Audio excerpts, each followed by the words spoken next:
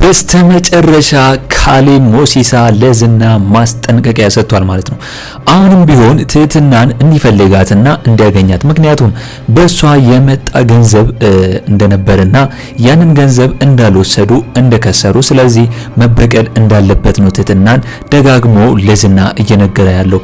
በተጨማሪም ደግሞ እንግዲህ አሁን ላይ ማህሌት ብላክሜል ያደረገችው ባለሀብት የነ ካሌብ ሞሲሳ ክለብ ደንበኛ እንደነበር ይታወቃል። ስለዚህ አሁን ላይ ያ ሰውየው ወይም ደግሞ ያ ባለሀብቱ ሄዶ ስላመለከተ እንግዲህ አሁን ላይ ማህሌት በቪዲዮ ተቀርጻ ተይዛለች ማለት ነው።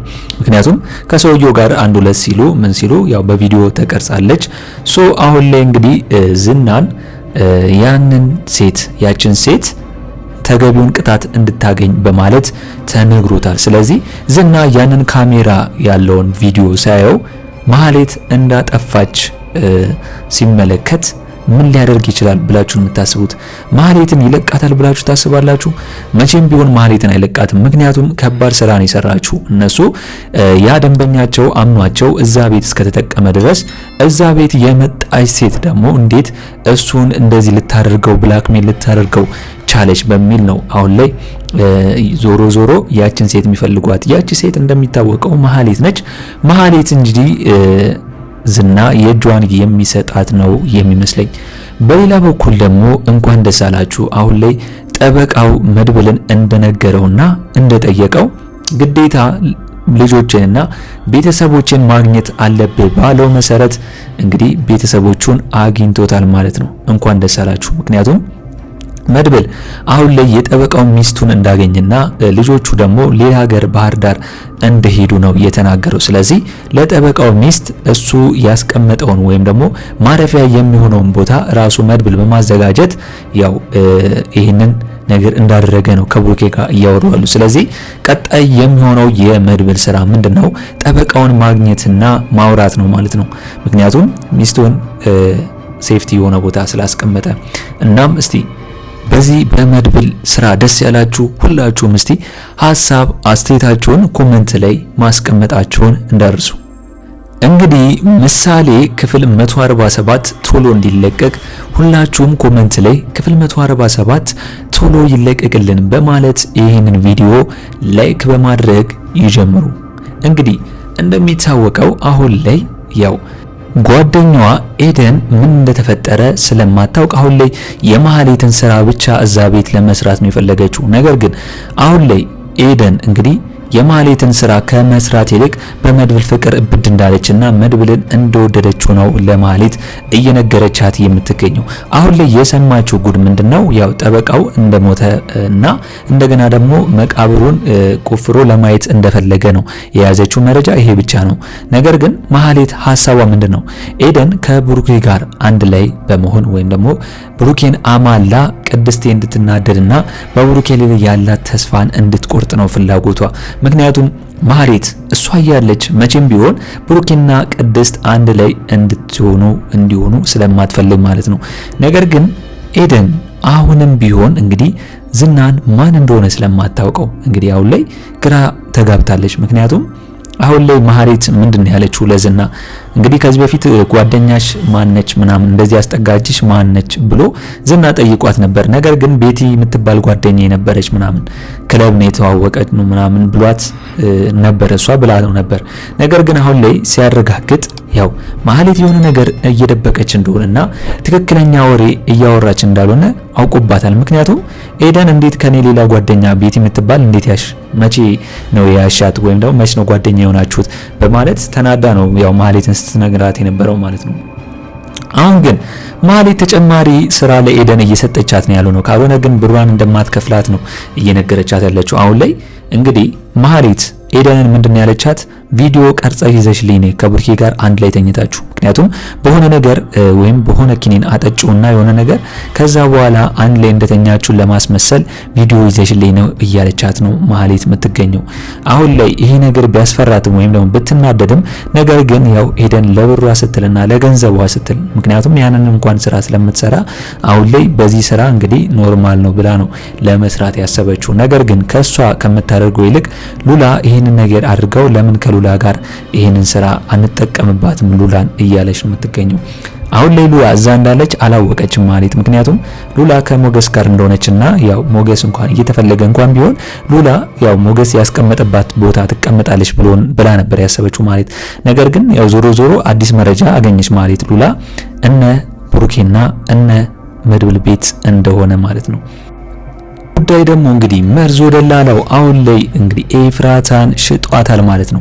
ኤፍራታ መርዞ ደላላውን ያው ሙሉ በሙሉ ባትወደውም ነገር ግን ለሱ የሆነ አይነት ፊሊንግ አላት። ምክንያቱም ያው ስለሚረዳትና ከሷ ጋር ለመሆን እሱም ስለሚፈልግ ማለት ነው። አሁን የመጣው ሰውዬ ግን ማህፀን ብቻ የሚከራይ ብቻ ሳይሆን ከሷ ጋር ጊዜ ለማሳለፍና ጭራሽ እሷንም ማግባት እንደሚፈልግ ነው እየነገራት ያለው። አሁን ላይ ሰውየው ከመጣ በኋላ መርዞ ደላላው ኤፍራታን ጥሏት ሄደ። በምን ብር ስለሰጠው ብቻ ገንዘብ ስለሰጠው ብቻ። እንግዲህ አሁን ላይ መርዞ ደላላው ገንዘብ ስላገኘ ብቻ ኤፍራታን ጥሏት ሄዷል። እንደገና ደግሞ ለሰውየው ያወራለት ነገር ምንም ፍቅረኛ እንደሌላትና ምንም እጮኛ የሚሆን ወይም ደግሞ ባል የላትም ብሎ ነው ለሰውየው የነገረው። ስለዚህ ሰውየው ታዲያ ምን ጥፋት አለበት? ደላላ ነው፣ አገናኛው፣ ብር ይሰጠዋል፣ ይሄዳል። ስለዚህ እሱ የፈለገውን ነገር ኤፍራታን ጠይቋታል። ኤፍራታ ምንም ሳታቅማማ ነው እንግዲህ ገንዘብ አለው ብላ ሀብት አለው ብላ ቀርበዋለች ወይም ደግሞ እሺታውን ሰጥቷለች። ምክንያቱም መርዞ ደላላው ስለማያዋጣትና ያው ለሰውየውም የነገረው ነገር ያው እሷ ፍቅረኛ አይደለችም እንደማለት ነው። ምክንያቱም ፍቅረኛ አላት እንዴ ብሎ ሲጠይቀው መርዞ ደላላው አዎ አላት፣ እኔ ነኝ ፍቅረኛዋ፣ ነገር ግን ማህፀኑን ለምን እንድታከራይ ያው ሁለታችንም ተስማምተን ነው ማለት ይችላል ብዬ ነው ማስበው። ስለዚህ ከዚህ በኋላ ኤፍራታ መርዞ ደላላውን ደግማ ታየውን መቼም ኤፍራታ የምታደርገው አይመስለኝም። ምክንያቱም ሽጧታል፣ በገንዘብ ነው የከዳት። ስለዚህ የከዳትን ደግሞ ዞር ብላ የምታየው አይመስለኝም። ምክንያቱም እኔና ሰውየው እንገናኝ እንጂ አንተ ምንም ማሰራም መጀመሪያም እያለችው ስለሆነ።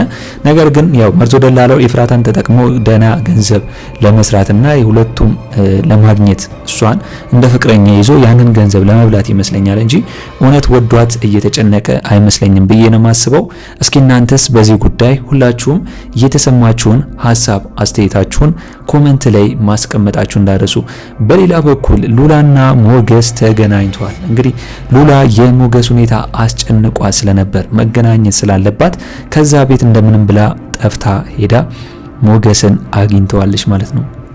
ነገር ግን ሞገስ ቀድሞ ስላወቀ ለመድብል ነግሮታል እንዲከታተላት። ያው ሉላን ብዙ ሰው ስለሚፈልጋት ዝናም ስለሚፈልጋት እንዳያገኛት እንደምንም ብሎ ተከታትሎ ለሞገስ አስረክቦ ሰጥቶታል። አሁን ላይ ሉላ ምንድነው የምትለው? ሞገስ በዚህ ሁኔታ ውስጥ ሆኖ እየተፈለገ እንኳን እያለ እንደሆነ መረዳት አለባት። እስከዛ ለለም ካንተ ጋር ነው ሆነው ካንተ ጋር የፈለገው ይምጣ ማለት የለባትም። አንዳንድ ጊዜ አንዳንድ ችግሮችን ሲመጡ ያው በመወያየት ሁሉም ነገር ሊፈታ ይችላል ብዬ ነው ማስበው። ሉላም ብትሆን ሞገስን መስማት አለባት ብዬ ነው ማስበው አንዴ እስከሚጠናቀቅ። ምክንያቱም አሁን ላይ መድብል ያስቀመጠለት ቦታ ለሞገስ አሪፍ ቦታ ነው። ስለዚህ ጠበቃውን አግኝቶት ሞገስ ችግሩን እስከሚፈታ ድረስና ጠበቃውም ዝና ላይ እስከሚመሰክር ድረስ ሉላ መታገስ አለባት ብዬ ነው ማስበው። እስካሁንም ታግሳለች። አሁንም ቢሆን ከሞገስ ጋር የመጣውን እቀበላለሁ ብላ እንትን ከማለት ይልቅ ያው ለሞገስ አስባ ወደነ ምሳሌ ቤት ተመልሳ ያው ሴፍቲ የሆነ ቦታ መቀመጥ አለባት ብዬ ነው ማስበው። ነገር ግን ሁለቱም ስለተነፋፈቁ አሁን ላይ ሞገስም ሆነ ሉላ በጣም ነው የተገናኙት፣ በጣም ነው የተቃቀፉት ማለት ነው። ናፍቆትም ስላለባቸው አሁን ላይ ሞገስ ብቻውን ይሄን ያህል ስቃይ ሲደርስበትና ይሄን ያህል ያው ችግር ሲደርስበት ሉላ በነ ምሳሌ ቤት ማሳለፏ ለሷም ህሊናዋ በጣም ስለከበራትና ያው ስላዘነችለት ነው ከሱ ጋር መሆኑን የፈለገችው። ዞሮ ዞሮ ደስ የሚለው ዜና አሁን ላይ መድብል የጠበቃውን ቤተሰብ ማግኘት ሆኖ የራሱ የሆነ ሰዎች ስላሉት እንግዲህ ያው ቤት ተከራይቶ ዝና እንዳያገኛት አርግቶ አስቀምጧታል። ቀጣይ የሚሆነው ስራ ጠበቃውን ማግኘት ነው። ያው ቤተሰቦቹ በሴፍቲ ቦታ ላይ እንደሆነ ለጠበቃው ማሳየት ነው ይሆናል። ከዛም ጠበቃው እንግዲህ በዝና ላይ የሚመሰክርበት ይሆናል ማለት ነው። ዝናው ደግሞ አሁን ላይ የዛን ሰውዬ የዛን ባለ ሀብት ብላክሜል ያደረገችውን ሴት እየፈለገ ነው የሚገኘው። ቀጣዩ ስራ የሚሆነው እሱ ነው። ያው ማህሌት ከሆነች ደግሞ በጣም በከባዱ ነው ቅጣት የሚያገኛት ብዬ ነው ማስበው። ወይ ይቀጣታል ወይም አግቶ ሊያሰቃያት ይችላል ብሩክ የደረሰው ዕጣ ፈንታ፣ ወይም ደግሞ በዛ እያስፈራራ በዛ የምታደርገው ነገር እያናደዳት እንደገና ሌላ ስራ እነሱ እንዳያሰሯት ብዬ ነው ምፈረው። እስቲ እናንተስ አሁን ላይ ዝና ማህሌት ያንን ባለሀብት እንደዚህ ያደረገች ከተባለና ከሰማ ምን ሊያደርግ ይችላል ብላችሁ ነው የምታስቡት?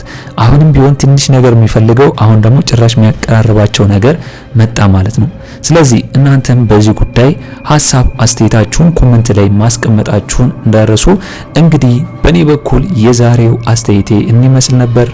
ምሳሌ ክፍል 147 ቶሎ እንደተለቀቀ እኛም በኮሚኒቲ ፖስታችን ስር ወዲያው ለእናንተ የምናስቀምጥላችሁ ይሆናል ማለት ነው። ለቻናል አዲስ ከሆናችሁና ሰብስክራይብ እስካሁን ያላደረጋችሁ ካላችሁ ሰብስክራይብ በማድረግና የደወል ምልክቱን በመጫን ቤተሰብ እንድትሆኑን በአክብሮት እንጋብዛለን። በቀጣይ ክፍል እስከምንገናኝ ድረስ መልካም ቆይታ ይሁንላችሁ። ቻው ቻው።